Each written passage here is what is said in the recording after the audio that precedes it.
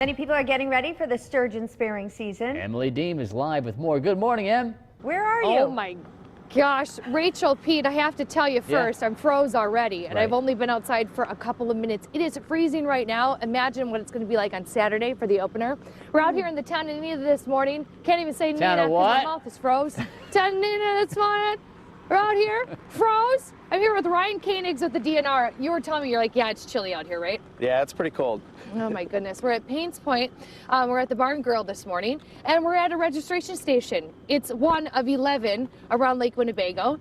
And where else too? The upriver, the streams, right? There's 3 over there, and how many over here? Yeah, we have 8 registration stations around Lake Winnebago and then 3 for the upriver lakes fishery. Okay, so we're talking about this season. You have sold a record number of licenses. Tell me about how many you sold. Yeah, we sold over 13,100 licenses for this year's spear fishery. That's up over 1,000 licenses from 2014. So the previous record was in 2012, and I think the increase in popularity for this year's season is a direct result of how successful last year was.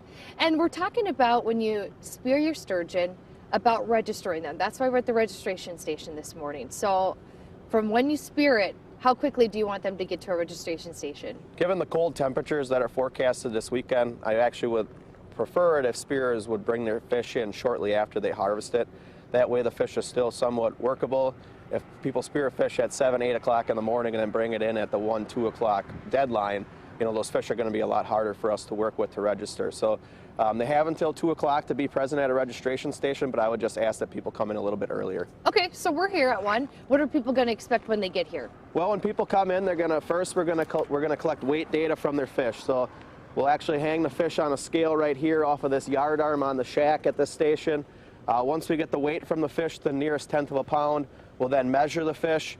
We'll also open the fish up, make a small incision in the abdomen to determine the sex and reproductive stage of all of the fish, and then we'll actually scan all the fish to see if we have a pit tag in that fish.